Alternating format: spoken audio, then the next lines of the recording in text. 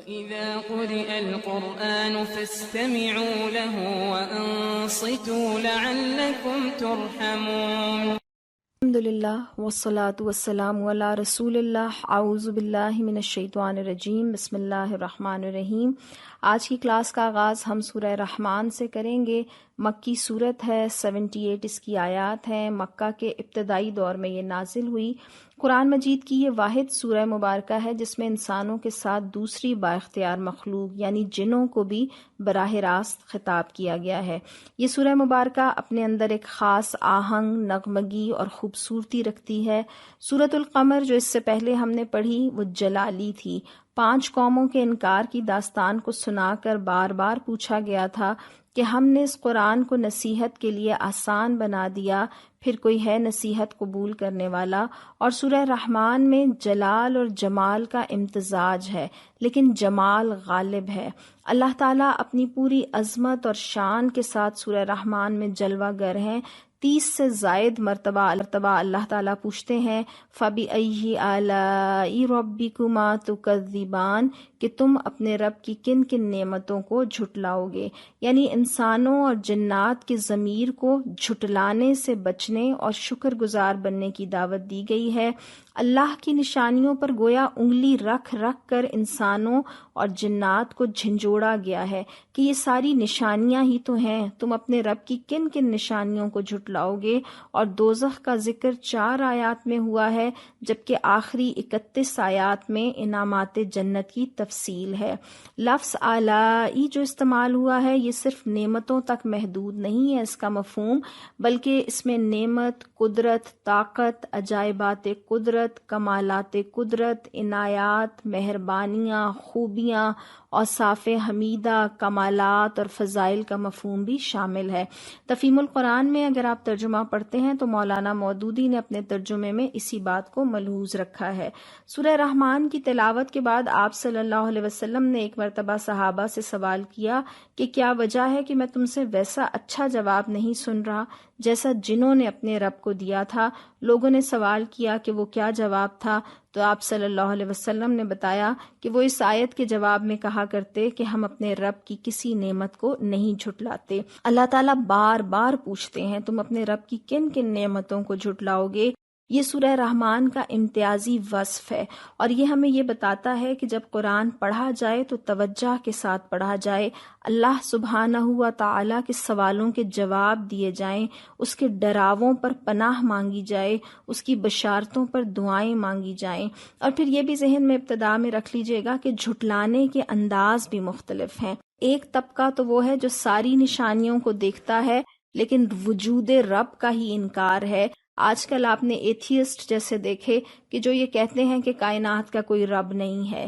ایک وہ طبقہ ہے جو شرک کرتا ہے، یعنی نعمتیں تو رب کی ہیں لیکن شکرانہ کسی اور کا ہے۔ اور ایک وہ طبقہ جو نعمتوں کا اقرار تو کرتا ہے اور نعمتوں کو استعمال بھی کرتا ہے مگر اطاعت کے وقت اللہ سے منہ کو پھیر لیا کرتا ہے۔ تو آئیے سورہ مبارکہ کے مضامین کی طرف چلتے ہیں۔ سب سے پہلے ہم اس کی آیات کو دیکھیں گے، آیت نمبر 1 سے لے کر 28 تک۔ الرحمن کے لفظ سے اللہ تعالیٰ سورہ مبارکہ کا آغاز فرماتے ہیں، بے تحاشا مہربان رب۔ اور اس رب نے انسان کو قرآن کی تعلیم دی، انسان کی تخلیق کی اور اس کو بولنے کی صلاحیت دی، یعنی یہ تینوں چیزیں اللہ تعالیٰ کی مہربانی کے دلائل ہیں، اور سب سے بڑی اللہ کی رحمانیت کی دلیل یہ قرآن ہے جو اللہ نے ہمیں دیا۔ اس کے بعد اللہ تعالیٰ یہ بات ارشاد فرماتے ہیں کہ سورج اور چاند ایک حساب کے پابند ہیں اور تارے اور درخت سب سجدہ ریز ہیں، یعنی سب اپنے اللہ کے آگے اطاعت کر رہے ہیں۔ اور پھر اللہ فرماتے ہیں کہ اس نے آسمانوں کو بلند کیا اور میزان قائم کی، اور اس کا تقاضا یہ ہے کہ تم میزان میں خلل نہ ڈالو۔ تقریباً تمام مفسرین نے یہاں میزان یعنی ترازو سے مراد عدل لیا ہے، اور میزان قائم کرنے کا مطلب یہ بیان کیا ہے کہ اللہ تعالیٰ نے کائنات کے اس پورے نظام کو عدل پر قائم کیا ہے، اور چونکہ ہم ایک متوازن کائنات میں رہتے ہیں اس لیے ہمیں بھی یہ حکم دیا گیا کہ ہم عدل پر قائم ہو جائیں، یعنی جس کا جو حق ہے اس کو ادا کرتے ہیں۔ تو آپ دیکھیں کہ جو بالکل مختصر سی پہلی آیات ہیں اس میں پہلی تعلیم توحید کی ہے، اور دوسری تعلیم عدل کی ہے. یعنی چند مختصر فکروں میں اللہ نے یہ بتا دیا کہ انسان کی رہنمائی کے لیے خدائے رحمان نے جو قرآن بھیجا ہے وہ کیا تعلیم لے کر آیا ہے، توحید کی اور عدل کی. اس کے بعد اللہ تعالیٰ کی نشانیوں کا ذکر شروع ہوتا ہے. بہت خوبصورت ذکر ہے، لیکن ظاہر ہے کہ تفصیل سے پڑھیں گے تو اس کو ہم صحیح طور پر محسوس کر سکیں گے. اللہ تعالیٰ زمین کے پھل، اس کا غلہ، جنات اور انسانوں کی تخلیق، دریا اور ان کے موتی، سمندر اور اس کے جہاز، ان سب کے متعلق ارشاد فرماتے ہیں کہ یہ اللہ کی قدرت اور اس کی ربوبیت کی دلیلیں ہیں. اور پھر ساتھ انسانوں کو یہ حقیقت واضح کی کہ زمین کی ہر چیز کے لیے فنا ہے، خواہ وہ کتنی خوبصورت ہو، خواہ وہ کتنی مضبوط ہو، اور باقی رہنے والی ذات صرف اللہ کی ہے. اور ساتھ یہ ارشاد فرمایا آیت نمبر 27 میں، اور صرف تیرے رب کی جلیل و کریم ذات ہی باقی رہنے والی ہے. یہ اس کائنات کی سب سے بڑی حقیقت ہے. آیت نمبر 29 سے لے کر 36 تک میں اللہ تعالیٰ یہ بات ارشاد فرماتے ہیں کہ زمین اور آسمان میں جو بھی ہیں سب اپنی حاجتیں اللہ ہی سے مانگ رہے ہیں. وہ ہر آن ایک نئی شان میں ہے اور عنقریب انسانوں کی باز پرس ہوگی. اللہ تعالیٰ چیلنج فرماتے ہیں انسانوں اور جنات کو کہ وہ زمین اور آسمان کی سرحدوں سے نکلنے کی کوشش کر دیکھیں، اپنی بے بسی اور اللہ کی قدرت کے اعتراف پر مجبور ہو جائیں گے. آیت نمبر 37 سے لے کر 40 تک میں قیامت کا مختصر ذکر ہے کہ آسمان پھٹ کر سرخ کھال ہو جائے گا اور انسانوں اور جنات سے ان کے گناہ پوچھنے کی ضرورت نہیں ہوگی. آیت نمبر 41 سے لے کر 45 میں مختصراً دوزخ کے احوال بیان کیے گئے ہیں. اللہ تعالیٰ فرماتے ہیں کہ مجرم وہاں اپنے چہروں سے پہچان لیے جائیں گے، اور جھٹلانے والوں اور مجرمین کو ان کی پیشانی سے اور پیروں میں بیڑیاں ڈال کر پکڑا جائے گا، اور ان کو خشک عذاب یعنی دوزخ کی آگ اور مرطوب عذاب یعنی کھولتے ہوئے پانی دونوں سے ان کی ضیافت کی جائے گی، اور مجرمین ان دونوں کے درمیان گردش کرتے رہیں گے. اللہم لا تجعلنا منہم. آیت نمبر 46 سے لے کر 61 تک میں اللہ تعالیٰ ان لوگوں کا ذکر فرماتے ہیں جو اللہ کے آگے پیشی سے ڈرنے والے تھے. اللہ ان کا اجر یہ بتاتے ہیں کہ انہیں 2 باغات، چشمے، پھل، سرسبز و شاداب شاخوں، ریشمی قالینوں اور شرمیلی نگاہوں والی باحیا بیویوں سے نوازا جائے گا. اور اللہ تعالیٰ بہت ہی خوبصورت آیت میں ارشاد فرماتے ہیں کہ نیکی کا بدلہ نیکی کے سوا اور کیا ہو سکتا ہے. یہ محسنین ہیں اور محسنین کے احسان کا بدلہ احسان سے دیا جائے گا. آیت نمبر 62 سے لے کر 78 تک میں جنت کی مزید نعمتوں کا تذکرہ ہے کہ انہیں 2 مزید باغات عطا کیے جائیں گے. ان میں چشمے ہوں گے، انار اور کھجور کے درخت ہوں گے، سبز قالین ہوں گے، اور ساتھ بتایا کہ نیک سیرت اور نیک صورت بیویاں ہوں گی، خیموں میں ٹھہرائی گئی حوریں ہوں گی. اور اللہ تعالیٰ آخری آیت میں ارشاد فرماتے ہیں کہ بڑی برکت والا ہے تیرے رب جلیل اور کریم کا نام. اس سورہ مبارکہ سے ہمارے لیے پیغام کیا ہے کہ اللہ کی نعمتوں کی قدردانی کریں، اس کی نافرمانی کر کے کائنات کا توازن خراب نہ کریں، فساد برپا نہ کریں. اس بات کو یاد رکھیں کہ جتنی چاہے منمانیاں کر لیں لیکن ہم اس کی خدائی سے باہر نہیں نکل سکتے، ہر وقت اس کی گرفت میں ہے.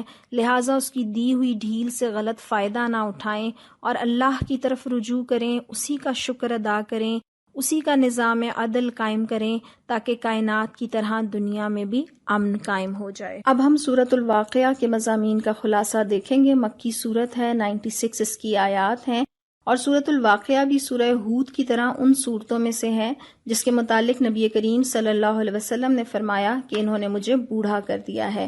مضامین کی طرف چلتے ہیں تو پہلی 9 آیات میں اللہ تعالیٰ ارشاد فرماتے ہیں کہ جب وہ ہونے والا واقعہ پیش آ جائے گا تو کوئی اس کے وقوع کو جھٹلانے والا نہ ہوگا، اور اس وقت انسان 3 گروہوں میں تقسیم ہو جائیں گے.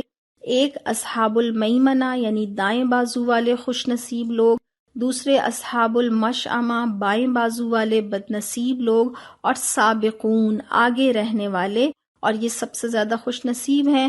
ان میں سے 2 گروہ جنتی ہیں اور ایک دوزخی ہے. آیت نمبر 10 سے لے کر 26 تک میں سابقون، آگے رہنے والے ٹاپرز کے متعلق جو حالات ہیں وہ بیان کیے گئے ہیں۔ اللہ تعالیٰ فرماتے ہیں کہ یہ اگلوں میں سے زیادہ ہوں گے اور پچھلوں میں سے کم، یہ اللہ کے مقرب بندے ہوں گے، ان کی تواضع لذیذ پھل، شراب، پرندوں کے گوشت اور حوروں سے کی جائے گی، اعمال کی جزا کے طور پر ان کو یہ سب کچھ ملے گا، اور جنت میں یہ کوئی لغو اور بیہودہ بات نہیں سنیں گے اور نہ گناہ کے کام ہوں گے۔ آیت نمبر 27 سے لے کر 40 تک میں اصحاب الیمین کے اخروی انعامات کا تذکرہ ہے۔ یہ خوش نصیب لوگ ہیں، اگلوں اور پچھلوں دونوں میں سے کثیر تعداد میں ہوں گے، ان کی تواضع پھلوں کے باغات میں کئی انعامات کے ساتھ کی جائے گی، اور ان کی بیویوں کو نئے سرے سے پیدا کر دیا جائے گا، یعنی دنیا کی عورتیں جو ایمان اور عمل کی بنیاد پر جنت میں جائیں گی، اللہ تعالیٰ وہاں سب کو جوان اور خوبصورت بنا دیں گے۔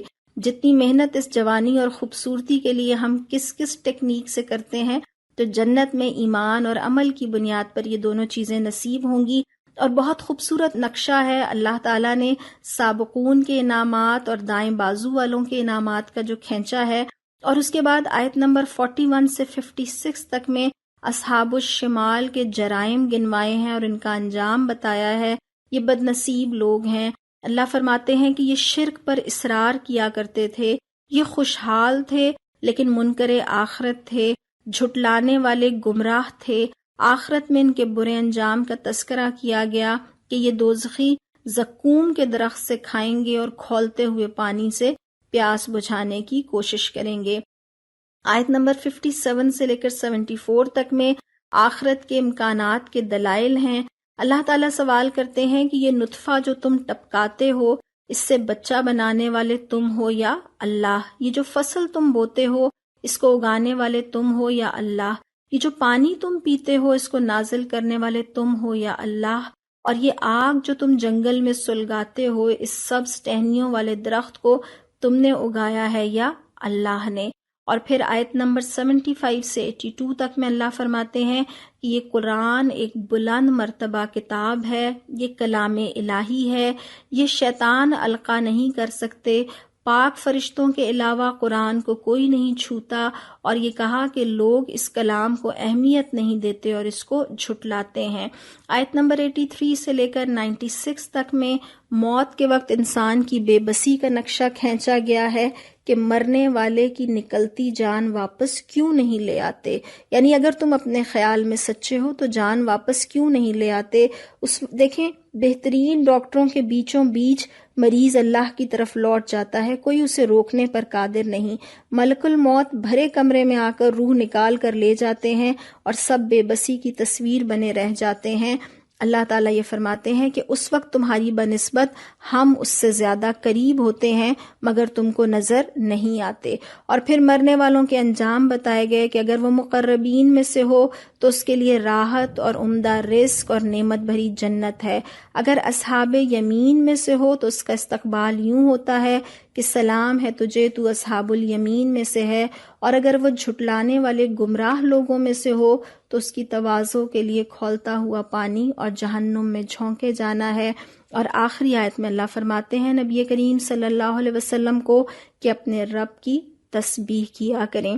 یہ صورت بڑی ہی آسانی کے ساتھ 3 کیٹیگریز ہمارے سامنے لے آتی ہے کہ انجام یہ ہے اور میدان عمل ابھی دنیا میں ہے۔ اب ہم سورۃ الحدید کے مضامین کا خلاصہ دیکھیں گے۔ مدنی سورت ہے، 29 اس کی آیات ہیں۔ لفظ حدید کا مطلب لوہا ہے۔ یہ سورہ مبارکہ صلح حدیبیہ سے پہلے نازل ہوئی اور یہ وہ زمانہ تھا جب مدینہ کی چھوٹی سی ریاست پورے عرب کے کفار سے برسر پیکار تھی، اور اس سورہ مبارکہ میں مسلمانوں کو اس بات پر ابھارا گیا کہ جان کے جہاد کے ساتھ ساتھ مال کا جہاد کرنا بھی ضروری ہے۔ سورہ مبارکہ کی جو پہلی 15 آیات ہیں اس میں آغاز اللہ کی صفات سے ہوتا ہے کہ اللہ کی تسبیح کی ہے ہر اس چیز نے جو زمین اور آسمان میں ہے۔ دراصل اللہ کی صفات اللہ کو پہچاننے اور ایمان کی پختگی کا سامان لاتی ہیں۔ جتنا گہرا مطالعہ ان صفات کا ہوگا اتنا ہی دل کی آنکھوں سے اللہ کو دیکھ کر اس کی ہیبت و جلال کا نقش دل پر بیٹھے گا۔ ان آیات میں یہ بھی اللہ تعالیٰ فرماتے ہیں کہ وہ تمہارے ساتھ ہے جہاں بھی تم ہو۔ اس سے ایک طرف یہ تسکین کا باعث بات بنتی ہے کہ اللہ ہمارے ساتھ ہے، اور دوسری طرف یہ احساس اجاگر ہوتا ہے کہ ہم چاہیں بھی تو اس سے چھپ نہیں سکتے۔ پھر ان آیات میں ایمان لانے والوں کو متوجہ کیا گیا کہ اپنے ایمان کی تجدید کرو، اپنے ایمان کا جائزہ لو، اور اس کے لازمی تقاضے بتائے گئے کہ ایمان قبول کر کے اللہ کی راہ میں مال صرف کرو۔ مال خرچ نہ کرنا صرف ایمان کے منافی نہیں، بلکہ حقیقت میں مال دراصل اللہ ہی کا ہے۔ اللہ نے خلیفہ کے طور پر انسان کو صرف اختیارات دیے ہیں کہ اس کو استعمال کرے۔ اس کا استعمال مالک کی مرضی کے مطابق نہ کرنا اپنے عہد خلافت کی خلاف ورزی بھی ہے۔ اگلی آیات میں اللہ تعالیٰ ارشاد فرماتے ہیں کہ اللہ کی راہ میں جان اور مال کی قربانی دینا اگرچہ ہر حال میں قابل قدر ہے، لیکن ان قربانیوں کی قدر و قیمت موقع کی نزاکت کے لحاظ سے دیکھی جاتی ہے۔ جو لوگ فتح سے پہلے یعنی اسلام کی مغلوبیت کے زمانے میں خرچ کریں گے اور جانیں لڑائیں گے، ان کے مقابلے میں وہ لوگ اس درجے کو نہیں پہنچ سکتے جو اسلام کے غالب آنے کے بعد جان اور مال قربان کریں گے۔ یعنی لوگوں کو متوجہ کیا گیا کہ اسلام جب مشکل حالات سے دوچار ہے تو وہ خرچ کریں، اور اس میں ہمارے لیے بھی پیغام ہے کہ اس وقت پوری دنیا میں اسلام مشکل حالات سے دوچار ہے۔ اس کے ساتھ ہی بشارت دی گئی کہ جو لوگ اللہ کے راستے میں مال خرچ کرتے ہیں اللہ انہیں بڑھا چڑھا کر واپس دے گا، اور آخرت کی منظر کشی کی گئی کہ مومنین اور مومنات کے آگے پیچھے دائیں بائیں ان کا نور دوڑ رہا ہوگا، لیکن یہ نور انہی کو نصیب ہوگا جو ایمان لائے ہوں گے اور راہ خدا میں مال خرچ کیا ہوگا۔ دنیا میں جو منافقین اپنے مفاد کو دیکھتے رہے اور انہیں اس بات کی فکر نہیں رہی کہ ان کے دین کی کیا حالت ہے اور کیا ضرورت ہے، تو دنیا میں چاہے وہ مومنین کے ساتھ گھلے ملے رہیں، آخرت میں ان کو الگ کر دیا جائے گا اور وہ نور سے محروم ہو جائیں گے، اور ان کے درمیان ایک پردہ ڈال دیا جائے گا، اور وہ پکار پکار کر کہیں گے کیا ہم تمہارے ساتھ نہ تھے؟ انہیں جواب دیا جائے گا تم موقع پرستی اور شک میں پڑے رہے، شیطان کے دھوکے میں آ گئے، اب اپنا نور کہیں اور تلاش کرو۔ اس کے بعد آیت نمبر 16 اور 17 میں مسلمانوں کو نصیحت کی گئی، اور وہ نصیحت یہ ہے کہ کیا ایمان لانے والوں کے لیے ابھی وہ وقت نہیں آیا کہ ان کے دل اللہ کے ذکر سے پگھلیں اور اس کے نازل کردہ حق کے آگے جھک جائیں۔ کیسا براہ راست خطاب ہے جو میرے اور آپ کے لیے ہے، اور اللہ تعالی ہمارے دلوں کو اللہ کے آگے جھکنے والا اور اللہ کے آگے اطاعت کرنے والا بنانا چاہتے ہیں، اور اللہ فرماتے ہیں کہ ان لوگوں کی طرح یعنی بنی اسرائیل کی طرح نہ ہو جانا جن کے پاس جب کتاب کو آئے طویل مدت گزر گئی تو ان کے دل سخت ہو گئے۔ آیت نمبر 18 سے لے کر 20 تک میں اللہ تعالیٰ ارشاد فرماتے ہیں کہ جو لوگ اللہ اور اس کے رسول پر ایمان لائے وہی صدیق اور شہید ہیں، یعنی راست باز، سچے اور حق کی گواہی دینے والے ہیں، اور ان کے لیے ان کا اجر اور نور ہے۔ پھر دنیا اور آخرت کا تقابل یا کمپیریزن کر کے دنیا کی بے ثباتی بیان کی گئی کہ یہ آزمائش ہے، یہاں کی دلچسپیاں اور آرائش بس تھوڑے دن کی ہے، ناپائیدار ہیں۔ اس کی مثال اس کھیتی کی سی ہے جو پہلے سرسبز ہوتی ہے، پھر زرد پڑ جاتی ہے، پھر آخر کار بھس بن جاتی ہے، اور پائیدار زندگی دراصل آخرت کی زندگی ہے جہاں بڑے نتائج نکلنے والے ہیں۔